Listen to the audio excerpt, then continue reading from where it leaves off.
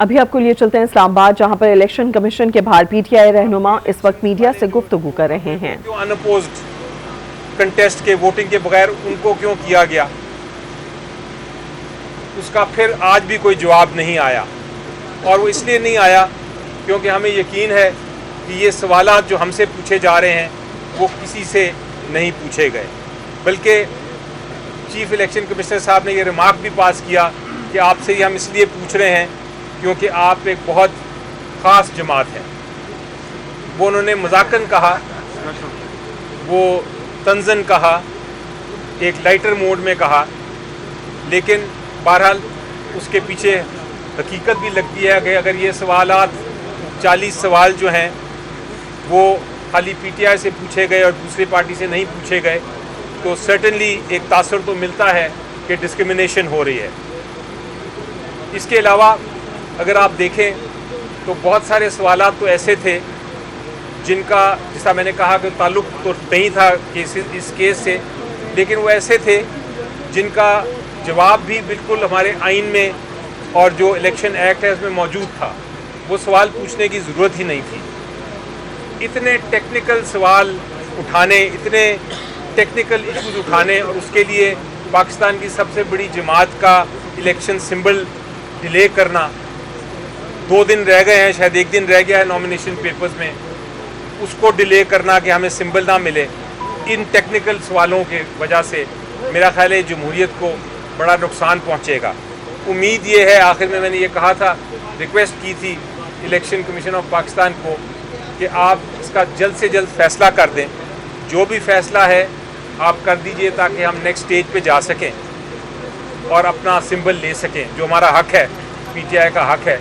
उन्होंने जवाब में ये बताया मुझे कि उनको एहसास है कि इलेक्शन शेड्यूल अनाउंस हो चुका है, उनको एहसास है कि फैसला जल्द होना है, लेकिन जजमेंट आज रिज़र्व कर ली गई है। अब देखेंगे कब उसको अनाउंसमेंट आती है। शुक्रिया। देखो, ये इलेक्शन कमीशन ने, अली साहब सही फरमा रहे हैं, इलेक्शन कमीशन ने 175 पॉलिटिकल पार्टीज़ में से हमारे इलेक्शन को बड़ी बारीक बीनी से देखा है। यहाँ तक देखा है कि अगर टाइपो एरर भी आया है 3 बजे और 5 बजे का, तो उसका भी एक क्वेश्चन फ्रेम करके हमसे उसका एक्सप्लेनेशन मांगा गया है। लेकिन आज आप सब लोगों के सामने हमने इलेक्शन कमीशन के हर सवाल का जवाब दिया है, हर आईनी और कानूनी सवाल का जवाब दिया है। हमने उनको फैक्चुअली भी असिस्ट कर लिया।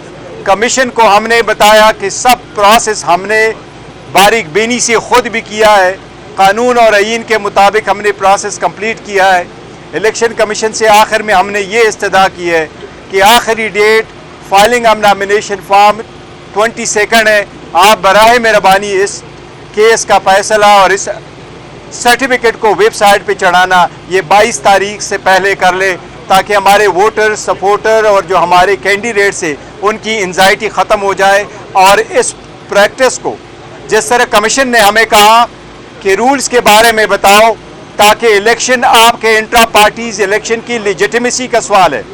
मैं इलेक्शन कमीशन से कहता हूं कि आप सर्टिफिकेट वेबसाइट पे चढ़ाए, यह भी जनरल इलेक्शन की लेजिटिमेसी का सवाल है। अगर 70% आवाम से ताल्लुक़ रखने वाली पार्टी का इलेक्शन सिंबल डिस्प्यूटेड है और अभी तक क्लियर नहीं है, तो लेजिटिमेसी भी अब इलेक्शन की वो भी बड़ी क्वेश्चनिबल होगी। मेहरबानी करके इस मैटर को 22 से पहले कंक्लूड कर ले। एक मिनट बताइएगा सर, आपको लगता है कि आपको बल्ले का इंतखाबी निशान मिल जाएगा और आपने क्या हिकमत अमली अपना रखी है, क्योंकि पीटीआई का इतना ज़्यादा वोटर है, अगर इंतखाबी निशान नहीं होगा बैलेट पेपर पर तो वोटर मुतासिर हो जाएंगे। तो अब आपने क्या हिकमत अमली अपना रखी है, क्योंकि टोन तो आपको इलेक्शन कमीशन की समझ आ रही है। देखिए, पहली बात तो ये है कि हमें अभी भी उम्मीद है इंशाअल्लाह ताला क्या कानून और आईन के मुताबिक फैसला होगा, तो हमें अभी भी उम्मीद है। और हमें उम्मीद का हमेशा से और एतमाद का हमेशा से इजहार किया है कि कमीशन इंशाअल्लाह ताला हमें डिसअपॉइंट नहीं करेगा इस मरतबा, और ये हमारा राइट है और इलेक्शन हमने सही किए हैं, तो हमें निशान सिंबल मिलेगा। ये अवाम का बुनियादी हक है कि अगर वो इस पार्टी को चूज़ करते हैं तो इसकी आइडेंटिटी बहाल रहे। लेकिन अगर ये नहीं मिलता तो जो सेकंड है वो एक मरतबा अली ज़फ़र साहब ने आपको कहा था कि हमने बी प्लान रखा हुआ, फिर आपसे शेयर करेंगे इंशाअल्लाह ताला। अल्लाह ना करे क्या साहब। मैं इसमें ऐड कर दूं कि हमेशा अल्लाह ताला भी ये फरमाते हैं कि अपना पॉजिटिव रखें अपने आप को। हम पॉजिटिव हैं, हमें यकीन है कि जिस तरह की हमने बहस की है आज, इंशाल्लाह इलेक्शन सिंबल पीटीआई को मिल जाएगा। और लेकिन जिस तरह बैरिस्टर साहब बता रहे हैं, प्लान बी और प्लान सी भी तैयार है, क्योंकि हिकमत अमली यही होनी चाहिए कि आप हर मुश्किल वक्त में अपना प्लान्स जो हैं, अपनी स्ट्रेटजीज जो हैं, उनको मुस्तहकम रखें। जी सर, चेयरमैन पीटीआई साहब ये बताइए कि बैरिस्टर अली ज़फ़र साहब ने जिस तरह के दलाइल दिए और उन्होंने सवाल उठाए कि इलेक्शन कमीशन का वो काम नहीं है जो उन्होंने सवाल उठाए, इसका मतलब ये है कि इलेक्शन कमीशन पार्टी बना हुआ है। आप इसके ऊपर इलेक्शन कमीशन के रोल को किस तरह से देखते हैं? देखो, वो हमेशा से हम कहते हैं, जजेस को हम इस तरह कहते हैं जिस तरह की बारीक बीनी में ये लोग चले गए और ऑफिस जिस तरह बारीक बीनी में चला गया, बट कमीशन ने उसको अच्छी तरह से नोट किया हुआ है। हमें उम्मीद है इंशाल्लाह कमीशन इसको अच्छी तरीके से एड्रेस करेगा। एक ही रोज सुप्रीम कोर्ट बार और पाकिस्तान बार एसोसिएशन ने इलेक्शन कमीशन और चीफ इलेक्शन कमिश्नर पर अदम एतमाद का इजहार किया और मुस्ताफी होने का मुतालबा भी किया। आप क्या समझते हैं, एक टाइम पे दोनों की तरफ से मुतालबा आया है और ये किस तरह मुतासिर कर सकता है? देखिए, मैं सुप्रीम कोर्ट से ये अपील करूंगा, जो हमारे कहा हुआ है कि सुप्रीम कोर्ट ने जब अभी ये ऑर्डर किया हुआ है कि 8 तारीख को हो, और बहुत अच्छा हुआ, हम तो थ्रू आउट सुप्रीम कोर्ट में थे। हमने 3 पिटीशन है सुप्रीम कोर्ट में फ़ाइल कर दी थी, 7 पिटीशन है हमने हाई कोर्ट में फ़ाइल कर दी थी। बार बार इलेक्शन कमीशन के पास भी आए थे इस मसले के लिए कि आप आरओज़ और डीआरओज़ को अगर लगाने हैं तो अदलिया से आप ले लें और फ्री फेयर ट्रांसपेरेंट इलेक्शन कराने के लिए। अब चूँकि सुप्रीम कोर्ट उसको ओवरसी कर रहा है, वो मैटर को रखा हुआ है, तो हम सुप्रीम कोर्ट पर एतमाद करेंगे जिससे उन्होंने काम करवाना है, जिससे फैसिलिटीज़ प्रोवाइड करनी, जिस केयर टेकर सेटअप, इस केयर टेकर सेटअप के खिलाफ के अंडर जो भी इलेक्शन होंगे तो वो तो लोग डिस्प्यूट करेंगे। ये तो care setup free and transparent जो है फेयर है नहीं, इम्पार्शियल सेटअप तो ये है नहीं। लेकिन सुप्रीम कोर्ट इंशाअल्लाह ताला ऐसे इकदाम करेगी कि इलेक्शन फ्री एंड फेयर करवाएगी। आपने इलेक्शन कमीशन का रवैया देखा, पीटीआई बैरिस्टर साहब और पीटीआई चेयरमैन जो है वो तो पॉजिटिव है, तो इलेक्शन कमीशन ए पॉजिटिव है या बी नेगेटिव है?